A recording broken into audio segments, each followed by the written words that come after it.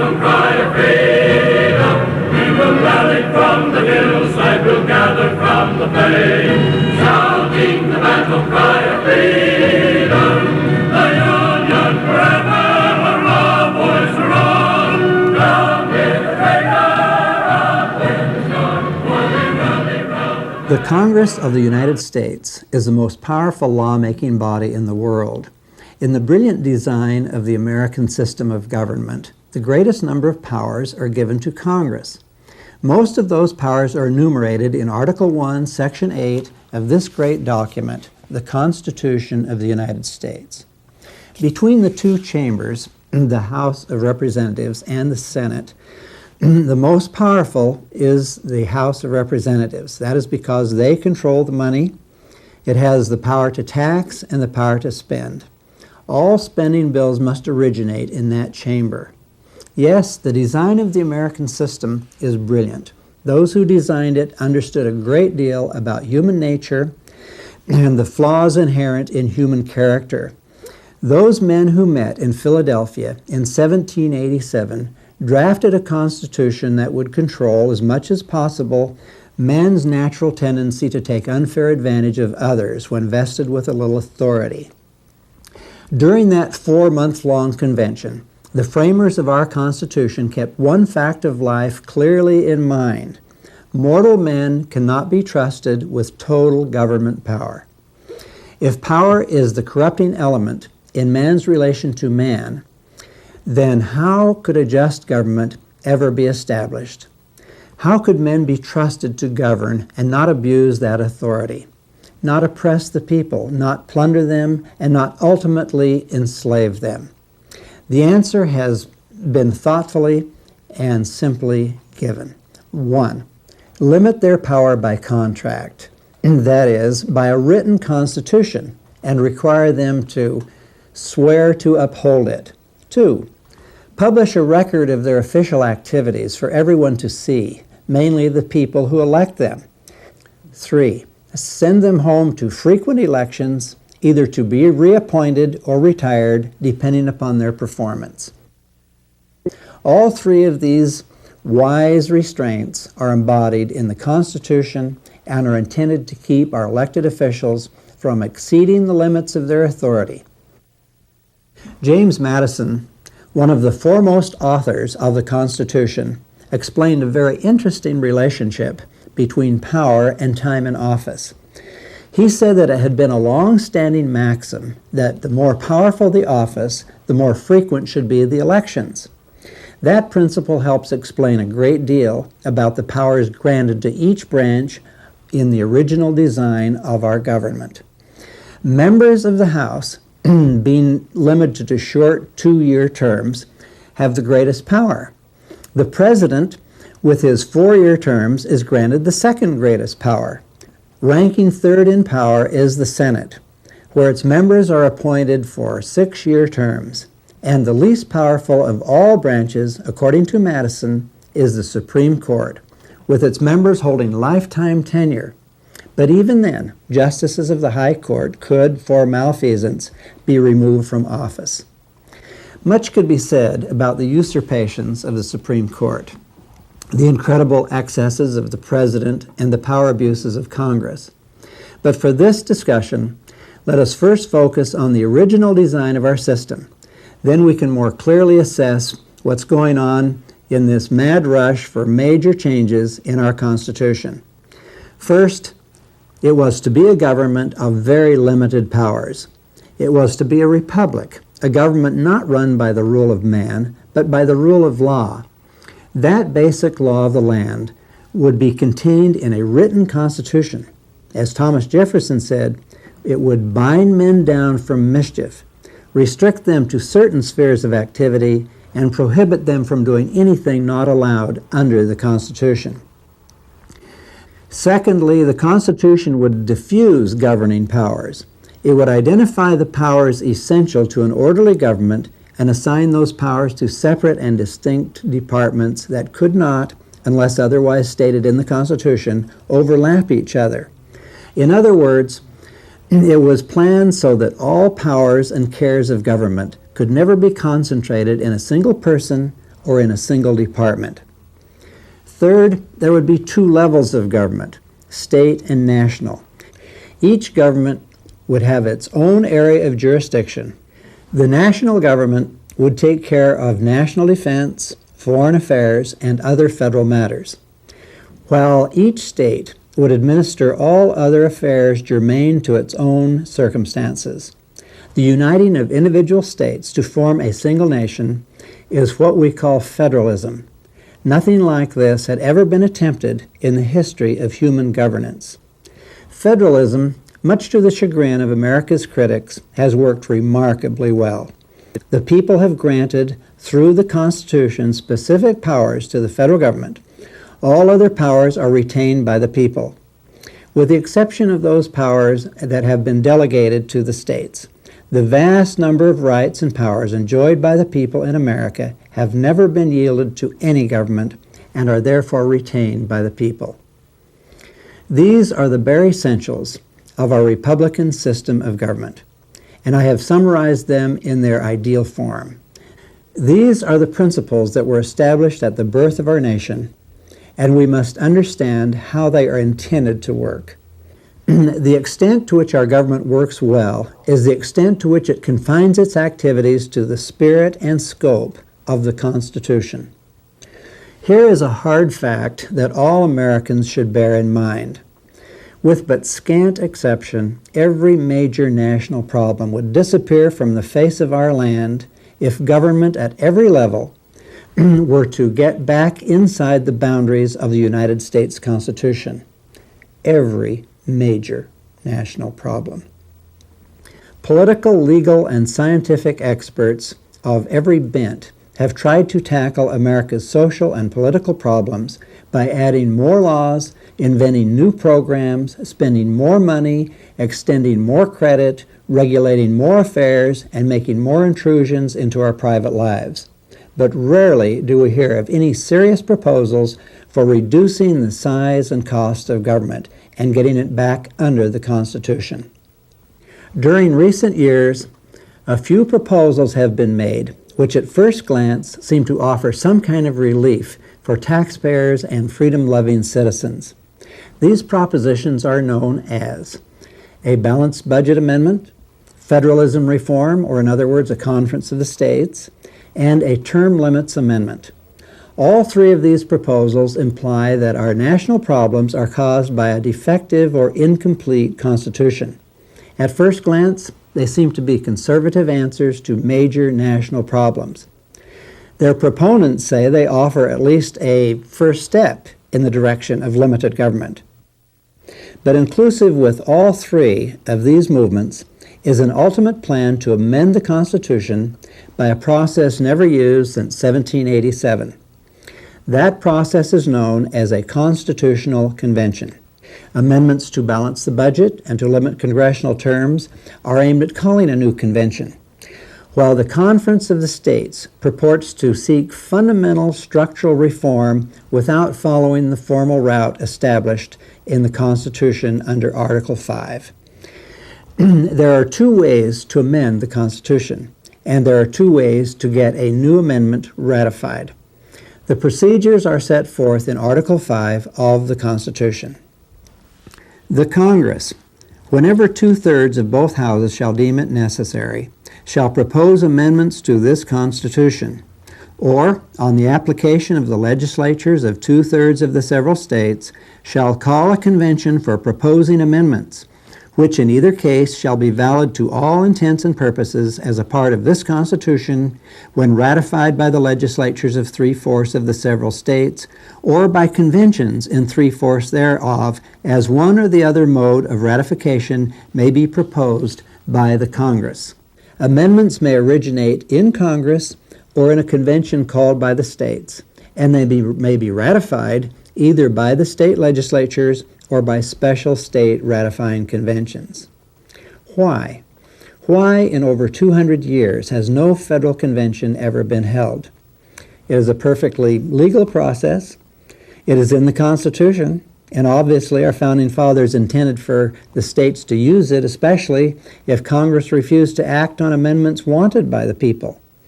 What then is the problem. The problem is simply this. Since the founding of our nation, no convention has ever been held because no one has ever figured out how to control one. A convention has far more power than merely to amend. It is the process by which a free people create government. In our society, the people are the highest sovereign power and may appoint delegates to exercise it on their behalf. They can create a government, write a constitution, rewrite a constitution, amend it or abolish it, and should they decide to exceed their mandate, there is no power on earth to stop them. Those individuals and organizations who now clamor for a modern-day constitutional convention insist that it would be limited and controlled by three factors. They offer assurances that, number one, the wording of the state applications will limit the purpose and scope of the convention. Number two, the process established under Article 5 will be followed.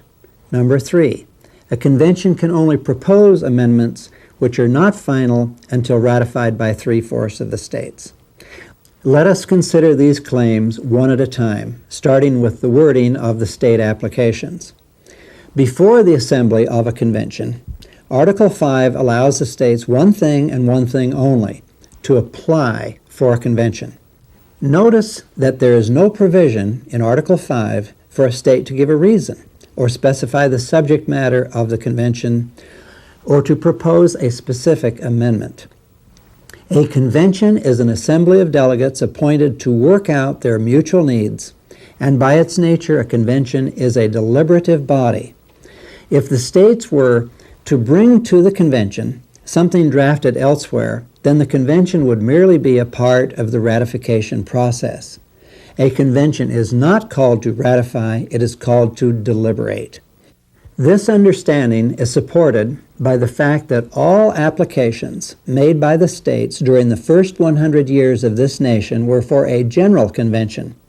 Not one state ever attempted to limit the convention to a particular subject or to a specific amendment. Contrary to what we're now being told, there is no such thing as a limited convention, regardless of the purpose for which it might be called. Now let us consider their second point, that the process established in Article 5 will be followed. Nobody can make that promise at all. Article 5 will be just as susceptible to change as would any other article under consideration in a new convention. If a convention has the power to amend Article 1 or Article 2 or any other part of the Constitution, then once the convention opens, every word of Article 5 would be up for grabs. Article 5 may well be followed to get the convention started, but if the new rules of procedure are made, they become effective during the convention. That is precisely what happened in 1787 when the convention changed the ratification process established in the Articles of Confederation under which the convention met. It required all changes to be ratified by all 13 of the states. The convention changed it to 9. A new convention could also change the rules, and therefore there could be nothing sacred about Article 5 once the convention gets underway. The third point made by the convention crowd is that nothing can go wrong because the state legislatures must ratify all amendments that come out of a convention. Let's take a look at the way this point is emphasized in a videotape produced by U.S. Term Limits Foundation. Legal scholars argue back and forth about whether you can limit what proposals come out of a convention. But the important thing to remember is that the convention, as set up by the Founding Fathers, can only propose amendments. It cannot enact amendments.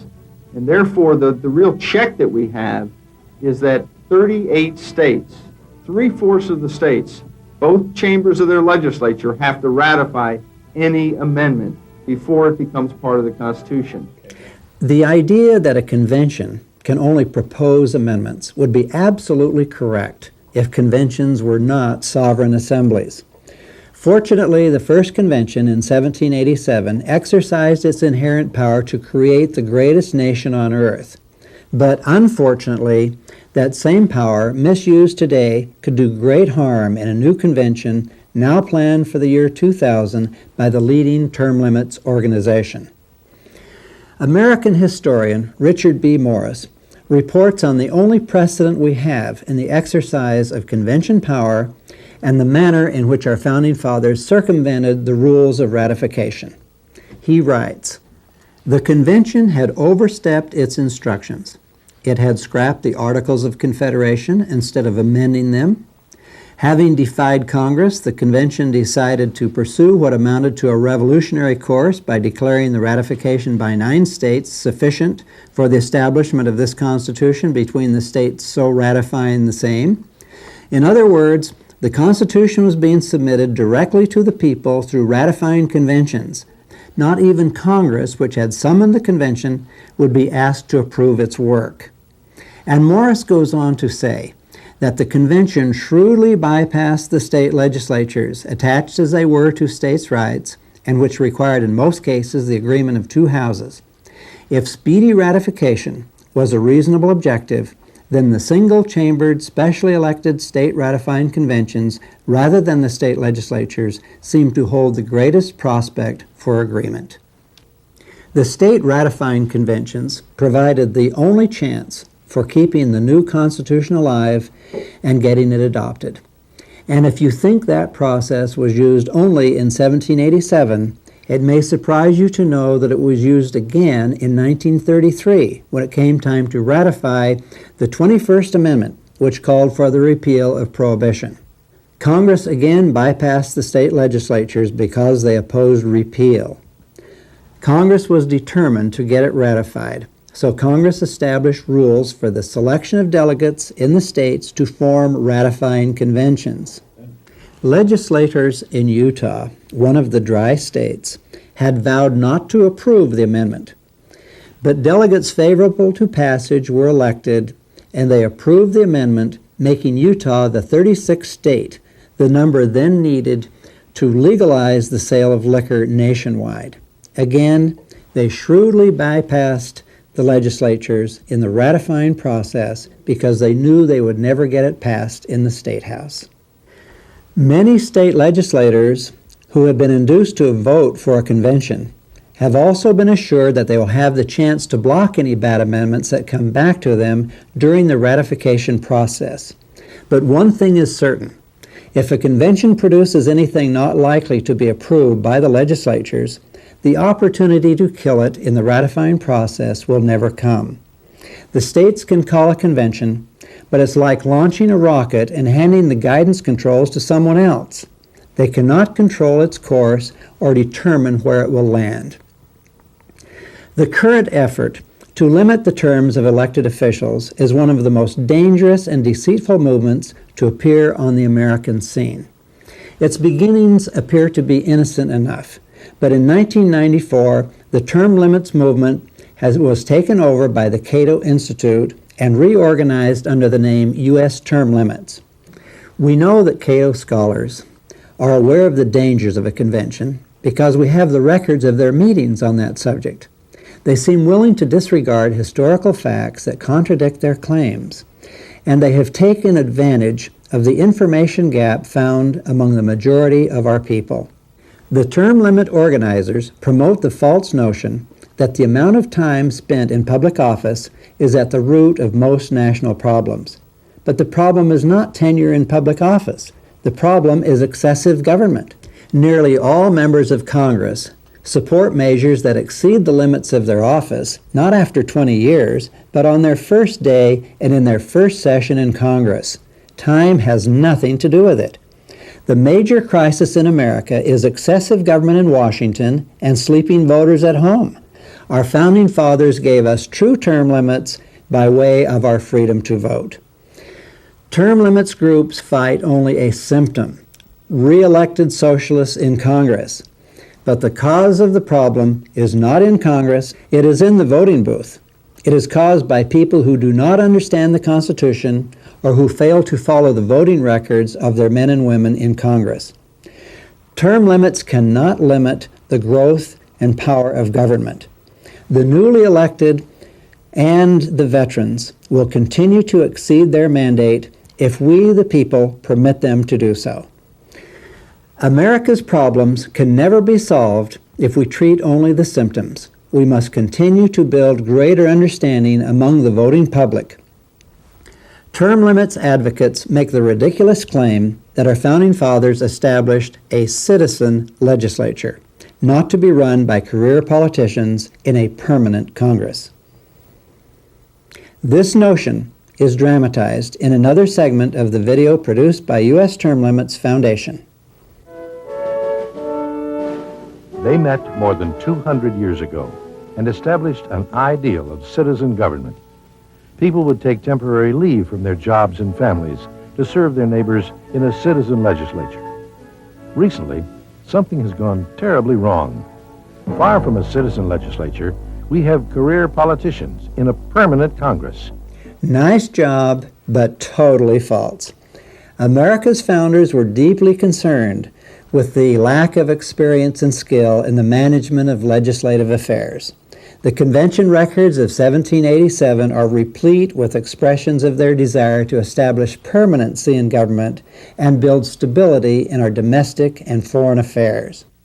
James Madison argued earnestly for experience in office and for frequent re-elections. Here's what he said: "A few members of Congress, as happens in all such assemblies, will possess superior talents, will by frequent re-elections become members of long standing, will be thoroughly masters of the public business, and perhaps not unwilling to avail themselves of those advantages. The greater the proportion of new members, and the less the information of the bulk of the members, the more apt they will be to fall into the snares that have been laid for them." Alexander Hamilton argued at length against term limits, and in the Federalist Papers he is on record with an insight that might well have been written today. Of term limits he said, "Nothing appears more plausible at first sight, nor more ill-founded upon close inspection." Connecticut's deputy at the convention of 1787, Roger Sherman, said, "Frequent elections are necessary to preserve the good behavior of rulers. They also tend to give permanency to the government by preserving that good behavior because it ensures their re-election." Our founding fathers were themselves the most tenured, most experienced, most professional men on the American continent. Most of them spent their entire lives in public service and were of inestimable value in the laying of the foundation of our republic. They had experience drafting constitutions for their own states, had served as state legislators, as governors, as members of the Continental Congress, and as delegates to the Convention of 1787. It is ridiculous to say that they were citizen legislators, except perhaps in the context of being citizens of the states they represented or in meeting the citizenship qualifications for their office. U.S. term limits, by their definition, would regard Washington, Hamilton, and Madison as career politicians. They served a combined total of 88 years in public service. Let's take one more look at U.S. term limits video and consider its fallacious view of the constitutional role of Congress. In fact, a convention would have no more power than Congress exercises. Both can only propose amendments. The assertion that a convention can do nothing that Congress can't do is preposterous. Can Congress create government? Obviously not. Congress is the creation of a convention, not its creator. Members of Congress are at all times under oath to uphold and defend the Constitution. But it is significant that under Article 6, delegates to the convention are not required to take such an oath. How could convention delegates swear to uphold a constitution that they have been appointed to alter? Statements such as those made by U.S. term limits are typical of the nonsense being propagated to allay the well-founded fears of informed citizens and of the great majority of our nation's legal scholars. Former Chief Justice of the United States, Warren Burger, has written, "I have also repeatedly given my opinion that there is no effective way to muzzle the actions of a constitutional convention. The convention could make its own rules and set its own agenda. After a convention is convened, it will be too late to stop the convention if we don't like its agenda. Former Supreme Court Justice Arthur Goldberg has written, "The most serious problem Article 5 poses is a runaway convention. There is no enforceable mechanism to prevent a convention from reporting out wholesale changes in our Constitution and Bill of Rights." Perhaps one of the most respected authorities on this subject is Stanford University's Gerald Gunther. In response to those who scoff at the likelihood of a runaway convention, Professor Gunther has written, "The fear that a constitutional convention could become a runaway convention and propose wholesale changes in our Constitution is by no means unfounded. Rather, this broad view of the authority of a convention reflects the consensus of most constitutional scholars who have commented on the issue." Then he adds this note, "I have developed lengthy arguments, legal and practical, that support the case that there is no effective way to limit the agenda of a convention, as have many other scholars." Yes, many other scholars. Here are the letters and statements of most authorities on the subject. This letter from Notre Dame Law School insists that there is no way to limit the scope of a convention. In this letter from Brigham Young University, the president of the college, Rex E. Lee, says that as it happened in 1787, it could happen again today, that there would be no way to prevent them from drifting into forays beyond the scope of the convention. Harvard University scholar Lawrence Tribe has written warnings on the subject. Warnings come from the University of Maryland Law School and from Southern Methodist Law School, as well as from the justices of the Supreme Court. Notwithstanding these clear warnings, convention advocates press on fervently with their campaign. It's almost as if they were in a hurry to get a convention underway before enough people are awakened to the danger. The term limits movement got off to a successful start in Colorado, California, and Oklahoma. These states have one thing in common: the voter initiative. This is a process by which legislation is proposed by petition and then placed on the ballot at general election time for voters to decide by voting yes or no. Only 24 states allow this process. The ballot initiative is the easiest way to get broad public support on almost anything if enough money can be found to promote the issue and pay the petitioners. Polls indicate that the American people do not take time to study current problems. They know little about their Constitution and their history, and they can be misled easily on the merits of most any public issue. Riding high on the easy sell term limits byword, U.S. term limits paid petitioners to get 5 million Americans to sign their names on petitions to place term limits on state ballots. By 1994, term limits initiatives had passed in 23 of the states that use the initiative process. It is important to note that these measures limited the terms of both state and federal officials. Passage of these initiatives amounted to a phenomenal success for the term limit organizers. The ballot measures passed by as much as 70% in many of the targeted states. But the really big push came after Congress refused to limit its own terms and the U.S. Supreme Court struck down the state-imposed limits on congressional terms. Those circumstances were made to order for anyone desiring a constitutional convention more than simply an amendment. In 1993, 2 years before the Supreme Court handed down its ruling, the Cato Institute hosted a conference at which Lloyd N. Cutler made a persuasive case against the constitutionality of state-imposed term limits for Congress. He insisted that adding a new qualification for candidates for Congress would require an amendment to the United States Constitution. Apparently aware of the need for an amendment, the Cato-created U.S. term limits went ahead anyway, even financing an estimated 88% of the 1994 petition campaigns that got term limits for Congress on ballots in 23 states. Why? Is it possible that the term limits backers fully expected the Supreme Court to strike down those state laws that had just gotten passed? Were they creating the pretext for saying, we have no choice? The court has forced the people to call an Article 5 convention for term limits. Rejection by the court and refusal of Congress to introduce an amendment have been used as the unavoidable reasons for calling a convention.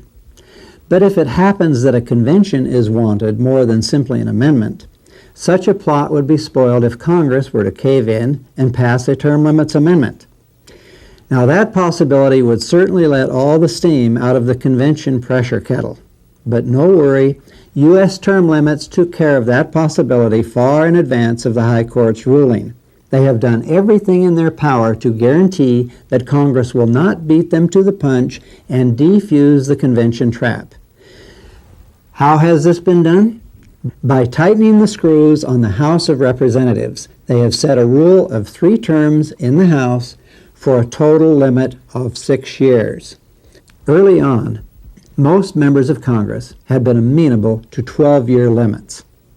But now, under the Cato-imposed 6-year limits, it would be impossible to muster a 2/3 vote in the House. That sort of guaranteed that no Congress would upset the plan for a modern-day constitutional convention. The stage has now been set. They had a pretext for public outrage against Congress, the perception that term limits would avenge the voters, an accommodating Supreme Court seeming to slam dunk the will of the public, and the semblance of a self-serving Congress refusing to budge on limiting its own terms. In 1996, they launched petition campaigns to get initiatives on ballots in 14 of the states that allow the initiative process. Complicated, hard-to-read petitions of 3 and 4 pages in length were custom crafted to fit the needs of each state. As might be expected, nearly everyone signed them and nobody read them. Professional petitioners assured the people simply that their signatures would limit terms in Congress. Nearly every person signing a 1996 petition thought it was merely a term limits initiative. Most signers did not know that they were calling for a constitutional convention, and clearly many had not the slightest understanding of the magnitude or implications of such a rash proposition. These were no ordinary initiatives. They contained punishments for legislators refusing to call a convention. Reluctant lawmakers were coerced into making the call by the threat of statements printed on their re-election ballots accusing them of disregarding voter instructions on term limits. Slightly dishonest, yes. Many legislators have refused to call a convention because under today's conditions, they feel that they cannot so endanger the Constitution without violating their oaths of office to defend and protect it. Now that is a real catch-22 in anyone's book. But thanks to a number of alert citizens, many from the John Birch Society, opposition to this sleight-of-hand avenue to a convention was quickly mounted. My article, Limit Government, Not Terms, was widely distributed, and a powerful, more comprehensive piece was written by attorney George Detweiler for the New American Magazine.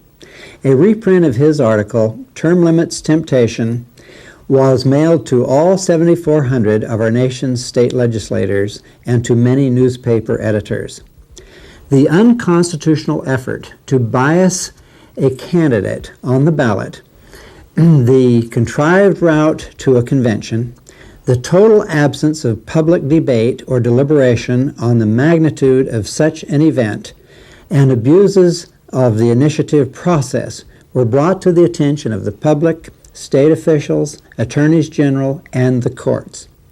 When many voters in the state of Washington and in Missouri realized they had signed petitions for a constitutional convention, they were upset and asked to have their names removed. Letters to editors generated a surge of editorials in opposition to the convention calls, and many newspapers took a formal position against the ballot measures. A new awareness began to take root, and courts in 2 states, Arkansas and Oklahoma, removed the initiatives from their ballots. A Missouri court removed the convention call part and left intact the term limits part of a two-part initiative. In Idaho, the Attorney General declared the initiative unconstitutional, and it faces a court challenge in that state.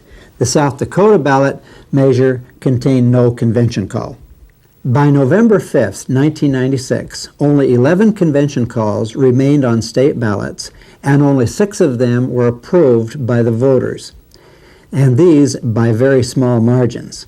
Voters in 5 states rejected the term limits calls outright. Those states are Montana, North Dakota, Oregon, Washington, and Wyoming. This was a great upset to the slick, professional, well-funded constitutional convention drive conducted in the name of term limits, and it was a significant victory for freedom and common sense. Opinion polls taken prior to the November 1996 general election favored the term limits measures by 70 to 74%. However, the real poll taken in the voting booths averaged only 53.9%, still favoring this term limits nonsense. The struggle to protect the Constitution of the United States is far from over. Term limit lobbyists are now pressuring the non-initiative states to adopt the voter initiative system, obviously the easy way to feign quick popular support. They're trying to recover their losses and start new drives in the remaining initiative states for the 1998 general election ballots. This dangerous and deceitful effort must be stopped. Every person viewing this program can do something to help us keep the Constitution out of the ravages of a new convention. We must keep it out of the hands of those powerful individuals who advocate a convention for any seemingly just cause. The Constitution does not need amending. It only needs to be obeyed. There is much more to this issue than time permits in this particular program, but more information is available, and we urge you to call the 800 number shown at the end of this program and ask for the ConCon packet.